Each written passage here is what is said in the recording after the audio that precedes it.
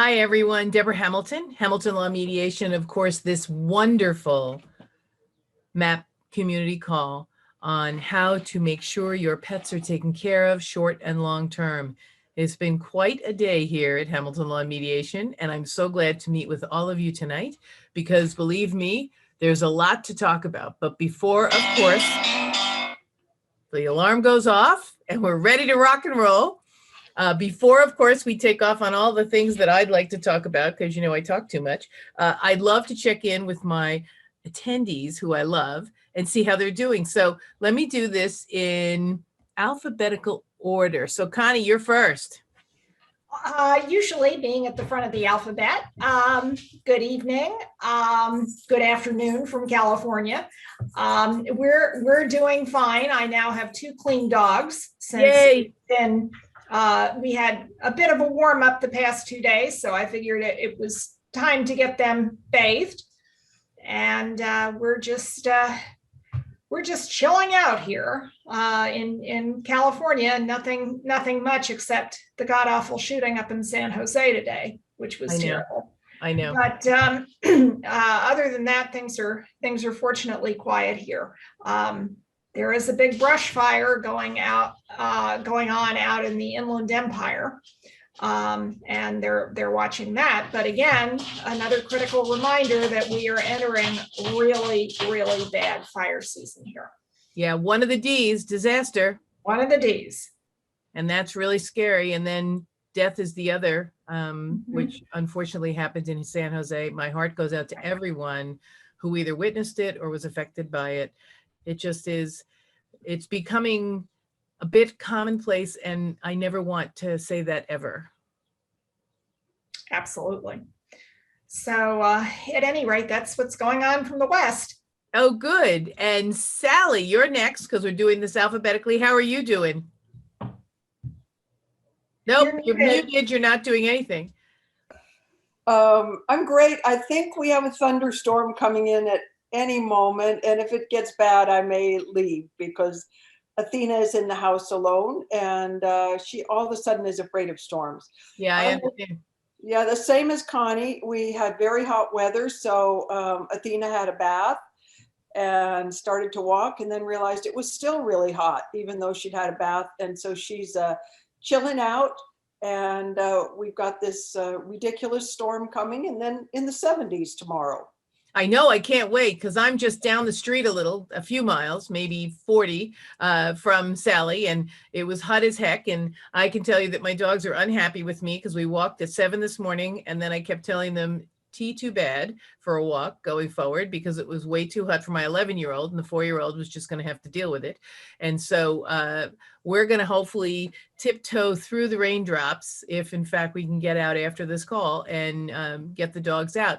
So last but not least, Susan, how is our girl Maggie, and how are you doing with the training? Unmute.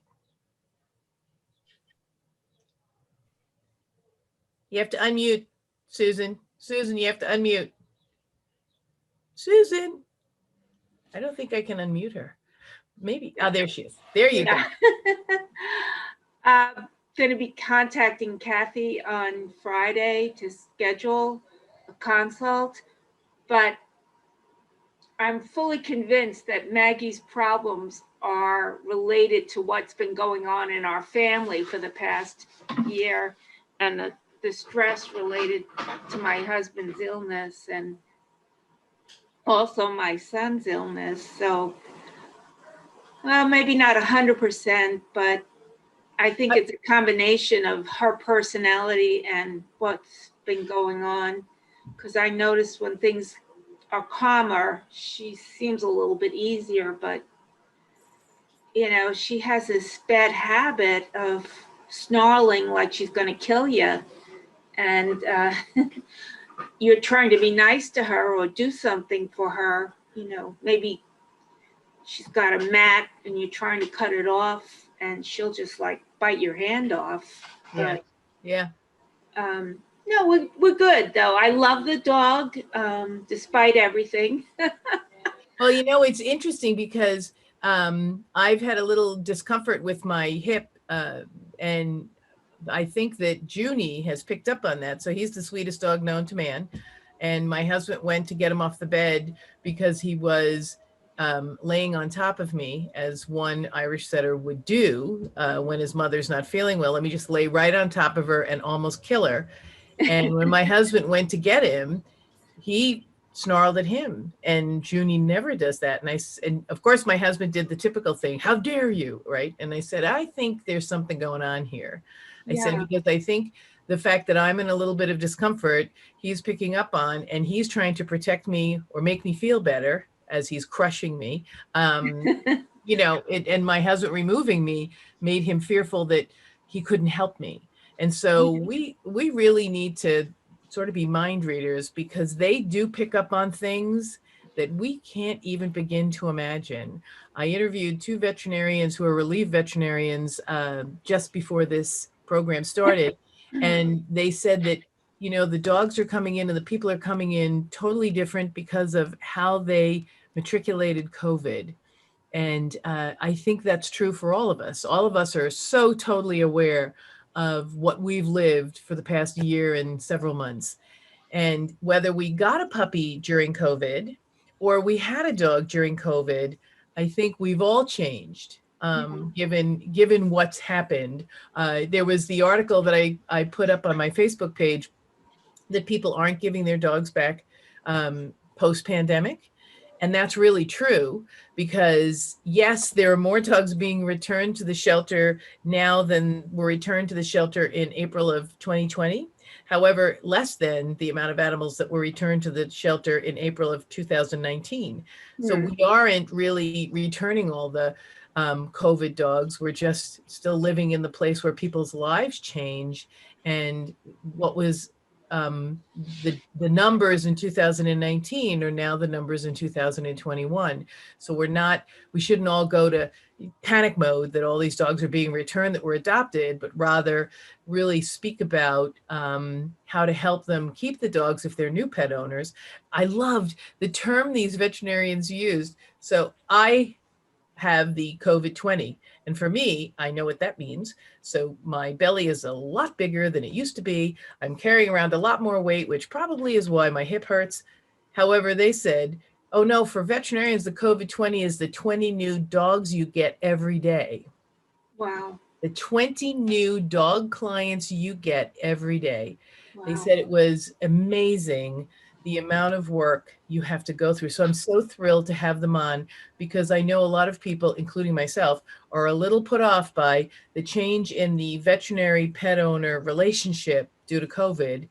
And I think we need to have a few more conversations, and they're going to come back on and talk about being relief vets, because they're both relief vets, and what it means to be a veterinarian now, pre-COVID, during COVID, and post-COVID. So we're going to talk about that. But as the MAAP plan always says, you really need to make sure you make a plan for your pet, long-term, short-term, and that, of course, includes your veterinarian knowing what that plan is. I know that Connie's written one, and Sally's written one, and Susan's in the midst of writing one. But because of COVID, we really need to make sure that when we write that plan, we have a plan with our veterinarian, and that takes a lot of time and effort and communication, which of course I will say, now that I'm moving to North Carolina, is one of the greatest worries I have, because I'm changing from my vet who I had for 20 years to someone I don't know. And I will bring you guys along with me, because a lot of you probably just have a new dog or are moving like I am and need a new vet. So you're dealing with a new person, and that's going to be an interesting experience that I'll share with all of you, because part of making a plan for your pet is making sure the veterinarian is your partner. And if something happens to you, continues to be the partner for your pet if you can, or at least will provide the new veterinarian all the information they need to make sure that the plans you made for your pet are carried through. It's just so important. So tonight I wanted to really focus in on what all of you are going to do for Memorial Day with respect to your pets and the big holiday. I don't know if there are fireworks being used, not in California because they set fires. But what are you going to do for the holiday with your pets? Sally, you start.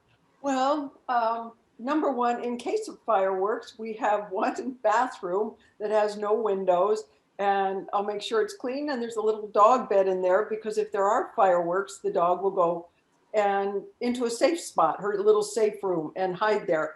And as long as she knows that's there and she can readily get in, that's great. But I would never take her to an event where there were going to be fireworks. Unfortunately, in the neighborhood I live in, they appear unexpectedly, neighbors out having fun, and finally we can get out and celebrate. Yeah. So I'll be very cautious. And the other day I was walking with her, and there was a large thunder boom, and I had her off lead. I just put her on lead because I just never know what might happen. So I want to protect her. Yeah. Great choice. How about you, Connie? Well, this year is going to be another quiet year, probably spent at home gardening and taking the dogs to the park and getting them out in the nice weather. Normally, this would be a really very busy weekend because it used to be the weekend of the Mission Circuit show cluster at the Los Angeles County Fairplex. As of yesterday, the county announced that they were moving the LA County Fair from September, which is hotter than Hades in Pomona, California, to the entire month of May, including Memorial Day. And they didn't tell the 3 kennel clubs that are involved in the Mission Circuit. So there was a scramble on one of our dog show Facebook groups. Pardon me, they're currently looking for a new venue and a new date. But so far, this is going to be a very quiet weekend for even those of us in the dog fancy. So we're just going to hang out. But yes, we do have fireworks in California. They're illegal. And unfortunately, They're illegal in New York too, and we have them.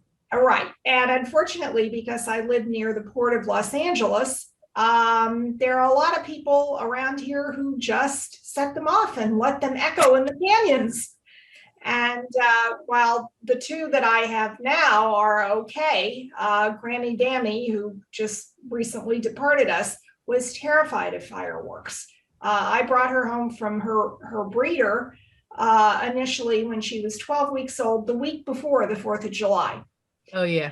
And the 4th of July totally traumatized her because she was a 3.5-month-old puppy, and she never got over it. Every 4th of July, or every time fireworks would be set off for any kind of a holiday, she would absolutely go berserk. So, if they experience them when they're young, they're traumatized for life. I think you're absolutely right. How about you, Susan? What are you guys up to this weekend? Just staying home with the family?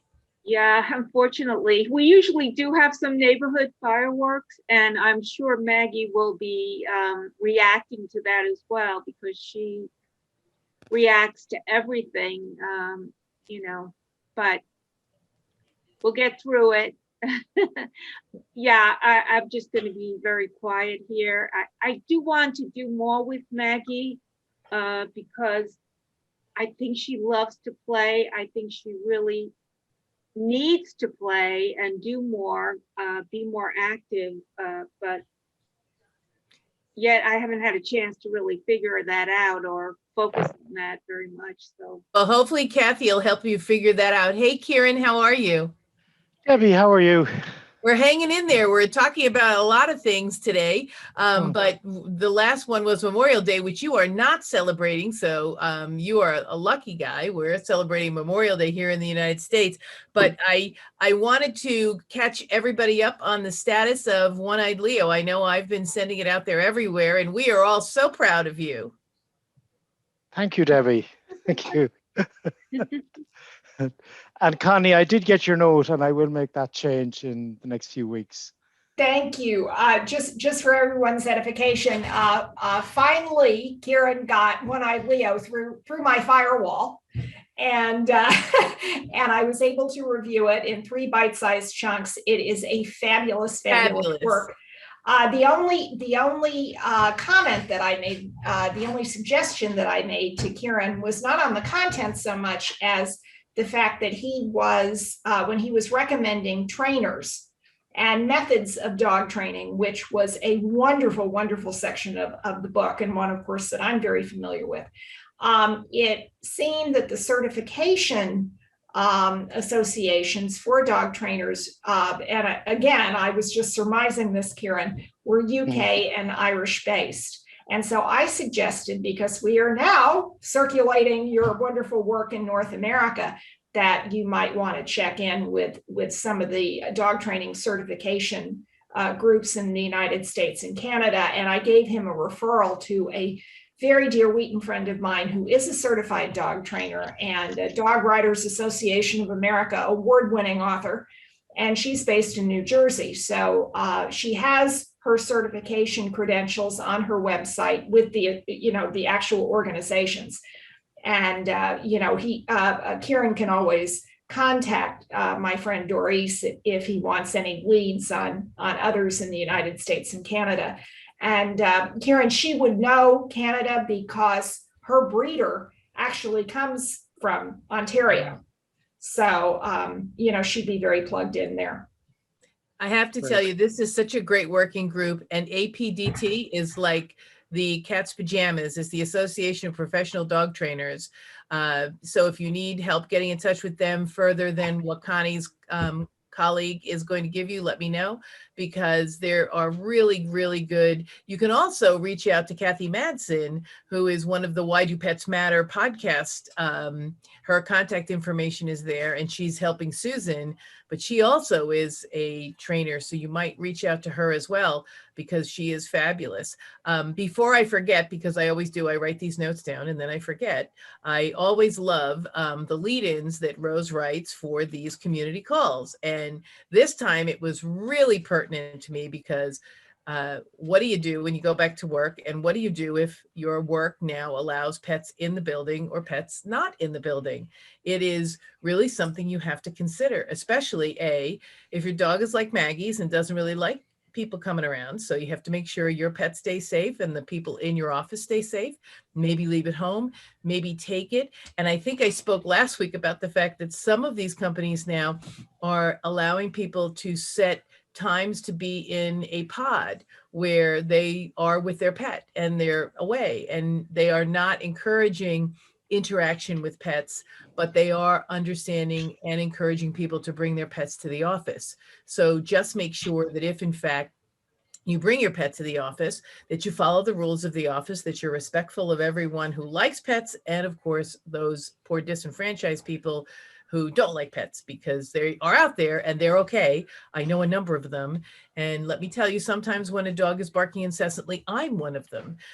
So I have to tell you that barking is my one Achilles heel, incessant barking. I always say, and this is terrible, and I'm sure people will write to me, but that's okay. A bark collar was made sort of like a fence. It makes good neighbors. You might not hear your dog barking incessantly outside because it's a white noise, but believe me, your neighbor does. And so really be respectful and understand that neighbors really don't want to hear your dog barking at 6 in the morning or 11 at night. They really want you to take care that the dogs bark, and I get it. Mind you, I know Connie's does because we've heard them, and Athena sometimes, and Maggie probably barks. Oh, yes. But we all have to be respectful that barking for probably over 30 seconds, which doesn't seem like a lot, but it is when you're in the house next door and you just got home from a midnight shift and you're trying to go to sleep. 30 seconds is like an hour and a half. I just have to tell you that. And the other piece that I wanted to add to that is, if you're bringing your pet to the office, what can you do? You can find people to fill out your appoint caregivers, because maybe there's somebody in your office who can't have a pet full time, doesn't want a pet full time, but they're your office mate. And they go, wow, I really love Maggie. And Maggie doesn't really nibble on that person. And you say, listen, I'd love to be able to, go on vacation. Would you consider taking Maggie? Or if something happened to me, would you consider taking Maggie until her breeder comes down? You'd never know unless you ask. So this opens up a whole new group of people who can be your caregivers, who are maybe not next door. Remember, we've talked a long time about making sure there's somebody within the vicinity, because now with COVID, you really can't have somebody from across the country come in and get your dog quickly. We know that now. We didn't know that a year ago, but we know that now. So bringing your pet to the office can actually lead to a whole nother cadre of people you can put on your list as caregivers for your pet in the case of an emergency. You know, those eight pesky D's that come up. So it's death, divorce, delay, disease, dementia, deployment, disaster, disability.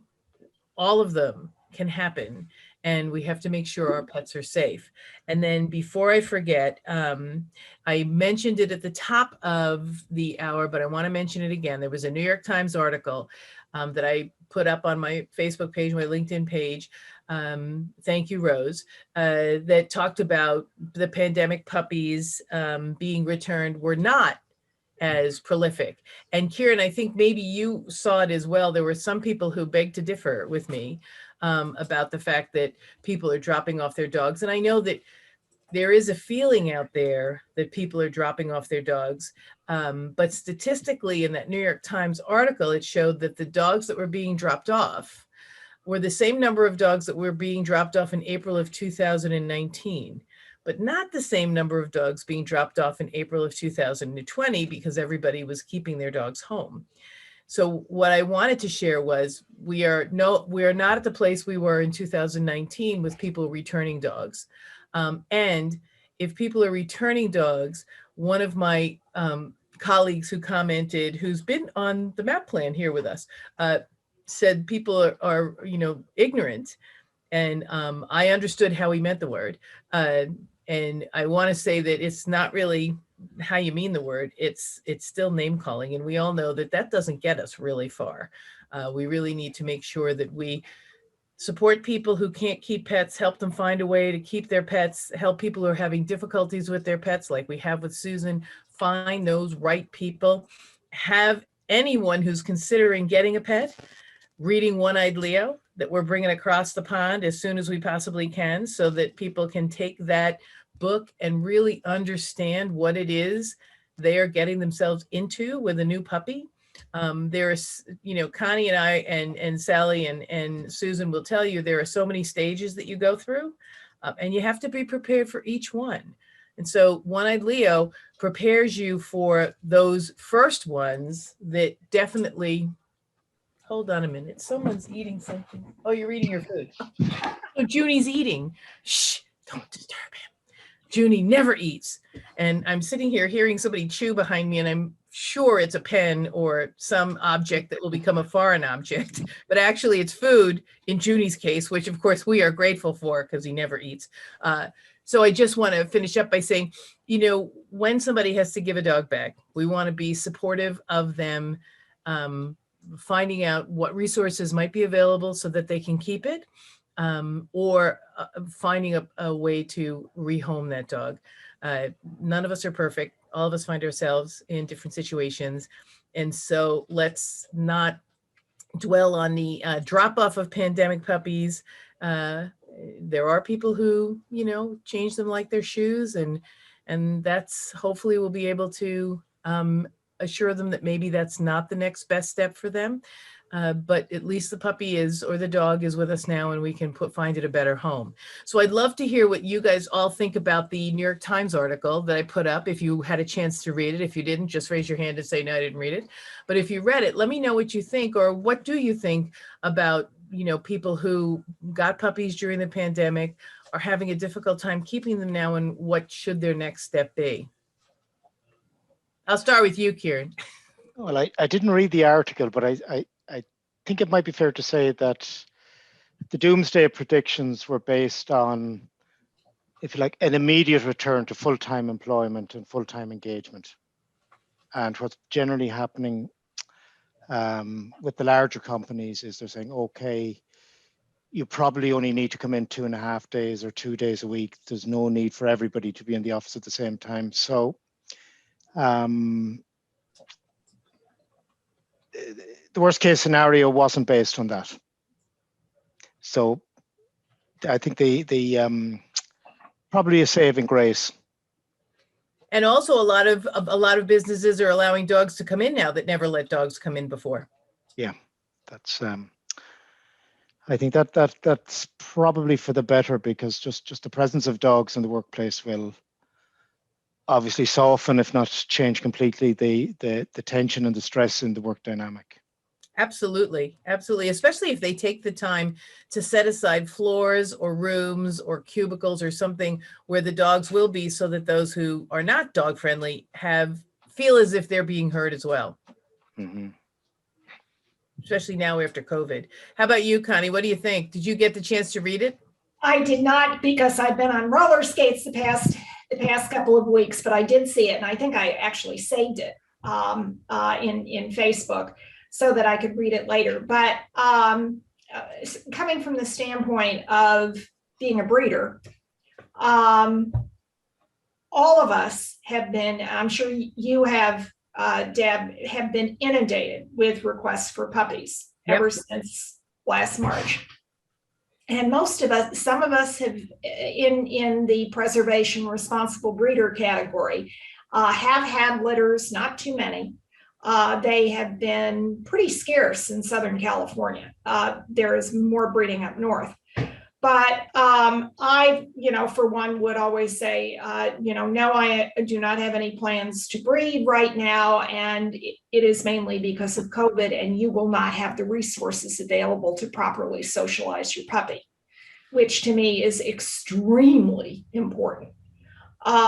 So now that we are seeing life open up, I totally agree with Kieran that a lot of the large companies, we're certainly seeing it in Metro Los Angeles, are allowing people to work from home. For one thing, it doesn't gum up our god-awful freeway system. The freeways are able to move quickly. The air quality is much better. Actually, companies are finding that employees are much more productive working from home. Yep. And you don't spend your time in endless meetings like I used to before I retired. So, they are actually getting a lot more bang for the buck from all sides. Now corporate real estate in Los Angeles, and I think it is in New York City, is now in trouble because a lot of companies are not renewing their leases, or they are significantly downsizing their footprint. So I think that too is a major factor in people hanging onto their dogs. And now it's incumbent upon us to help the people who start to find dog training resources, because that will really change things for the better for the owners and certainly the dogs. Absolutely. I think training is so important that it really makes a difference between being able to live happily with the dog. And so I'll raise my hand. I'm not a perfect trainer. I'm just going to raise my hand. I'm a terrible trainer. And Junie will tell you I'm a terrible trainer of teaching someone how to walk on a leash. However, I compensate for that by making sure I know that I have to do extra things to jelly him up to make sure he understands he can't pull me down the street.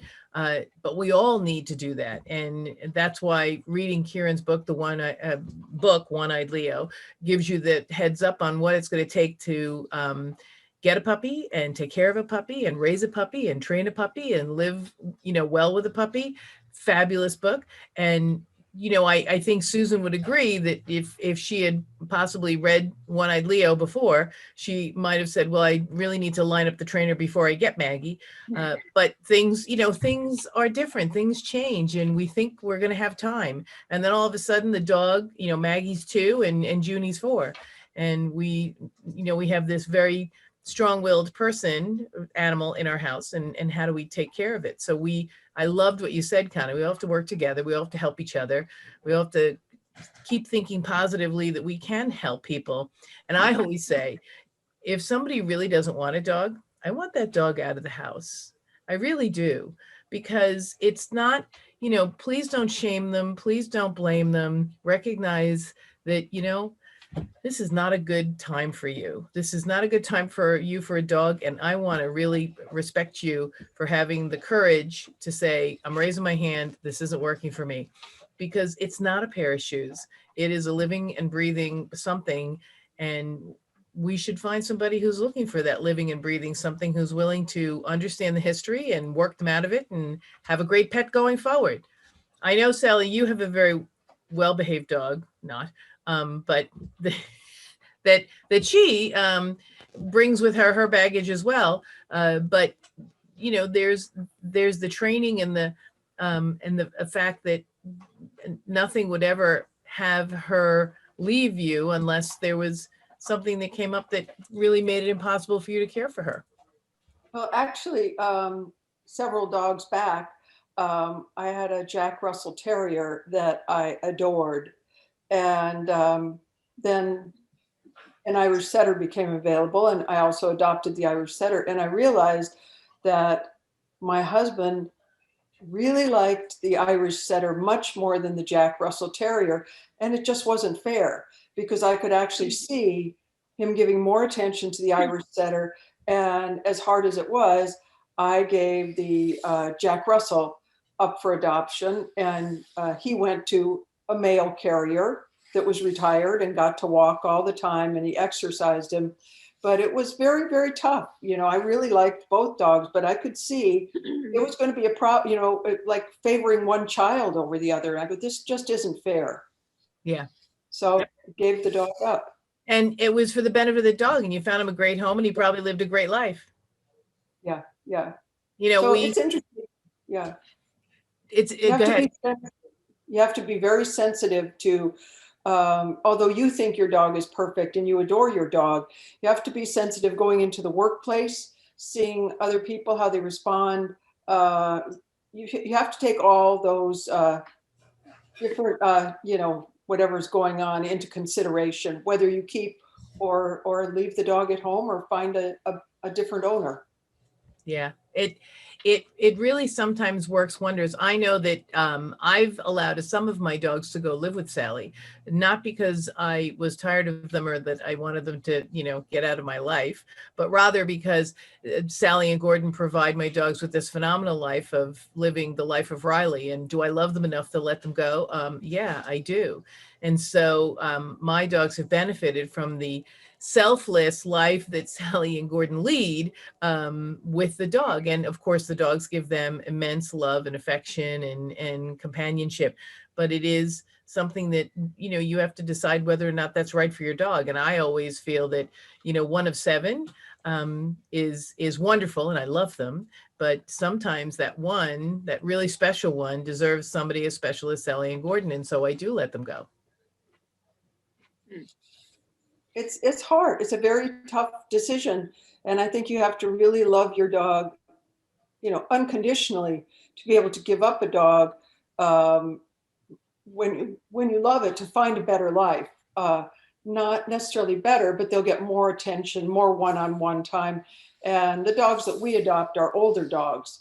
And, you know, you have to have a lot of patience and time. And being a freelance artist, that's, you know, that's something, you know, I could have time one day, next day, not so much, but it's, you know, it's so many different aspects that enter absolutely, and different reasons why people do what they do. And so let's not lump everybody into oh, well, they just got tired of the dog and threw it out. Well, that might be some people, and I'm sure they're out there, and I don't like them either.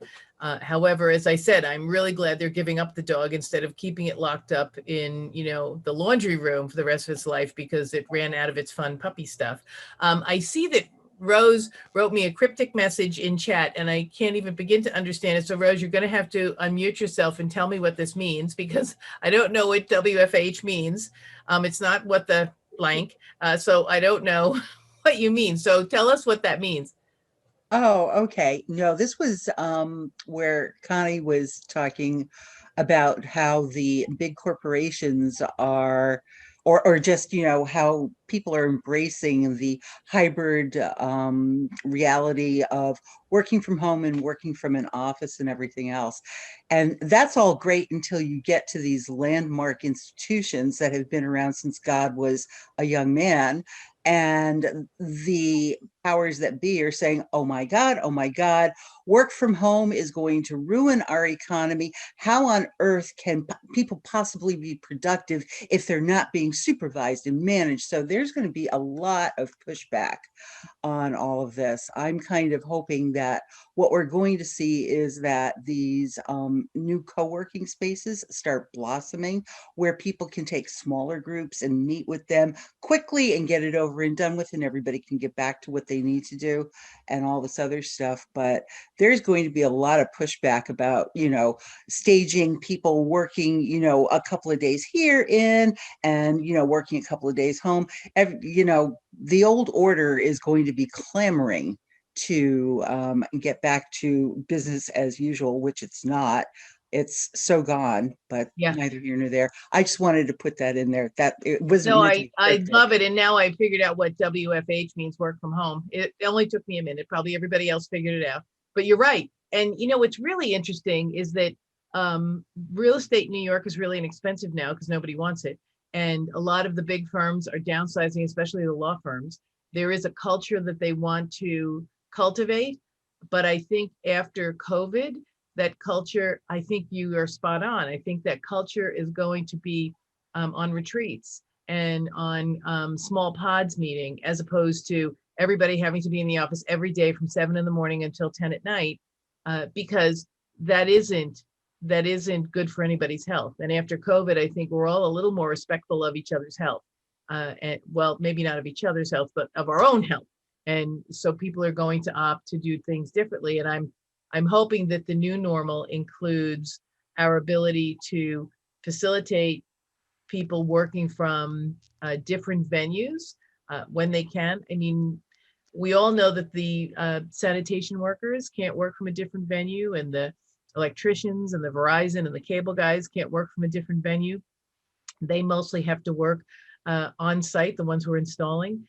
So we really, I mean, I don't know about you guys, I'm sure because you're part of this call that you do it anyway, but when I walk by the sanitation men or I walk by a cable vision guy up on a pole, I say thank you very much, because they didn't get a break. They have to go to work. They have to put stuff together so we can stay home. So they are the huge benefactors. And if they have pets, hopefully they've made a plan for their pet, and hopefully they get to work maybe if we could as teams, so one can stay home and one can work longer hours. I don't know what the answer is, but I do know that the pets have made our lives better during COVID. Oh, there's Maggie. No, it's we Patsy. I'm gonna mute. It's Patsy. Poor Patsy. Sorry, Maggie. I didn't mean to blame you, baby. I just thought it was more of a little bark than a big bark. But we're coming to the end because it's 7:07. I can't believe how fast this time goes. Kieran, why don't you let us know where you are with One-Eyed Leo right now, and then we're going to sign off. Just a little bit of good news, which is it's gone down very well with the veterinary community. And we've received 5 requests to have it translated into 5 different languages. So it's so one of the things I was quite surprised was it's a veterinarian who has a publishing company for veterinary education in Belgium, and she's basically pushing to get it into Dutch as quickly as possible. And I was sort of surprised by that, because Holland is one country that doesn't have the problems, but she said this is probably where it'd be most appreciated. So yeah, it's absolutely. So I think I'll I'll push for Germany as well. Not the way I actually thought it might happen, but I suppose it's a story when you bring a dog into your life is no longer your own. And that is the best way to end this call tonight, because the MAAP plan is understanding that once you bring a pet into your life is no longer your own, and you really do have to make a plan for that pet, long-term, short-term. So until next Wednesday, this is Deborah Hamilton and my wonderful crew and community of the MAAP plan. And until next week, give your dogs a kiss from me, your cats, your birds, your horses, and make that plan. See you next week.